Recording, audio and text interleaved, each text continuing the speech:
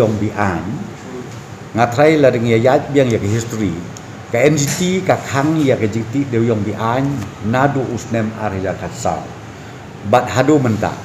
nang ta susu ngi layat saka Supreme Court ngi layat lun nadong sedong sika Ministry of Coal saka Ministry of Forest siaparo ngi layat lun te ultimately ka order ka ba mi na liang jong ka Supreme Court ka lomba sya banti de yom tamba hap don ka mining lease la prima mining lease ka tamot kamlok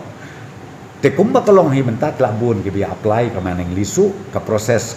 ngatrai la don ka tukun nanti ke ba la jandep ka ba government of India ka ban ai approval te muslim su ka bangin yo ai kata to hakabidai pedebat kanika illegal mining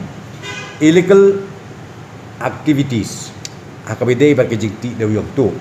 ya kane como phi ngi na do dewan arjar ka primary simti ka sarkar ngila ai instruction ka bating syaporo ki deputy commissioners syaporo ki SPs batru shadu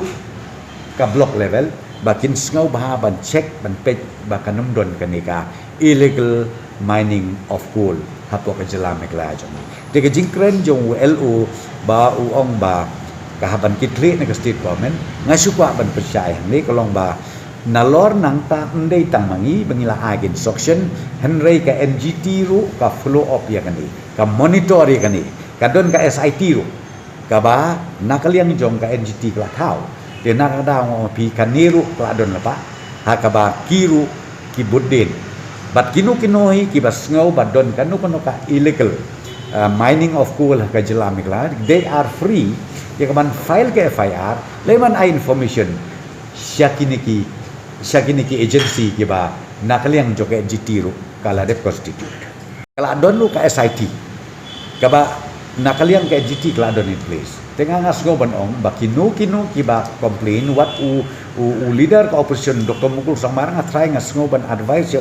pun ngo ba ban adjective sya kanika kini ki agency ki ba long independent mat ki ba kamlong ki ba don bat ka bor ban recommend tengah ngasgo ban ong kata kala dai lepa ka proses ladon lepa in place kani proses ladon pla in place na kamta umno bangin pendu ya kaneka illegal mining of coal apa ko jelaju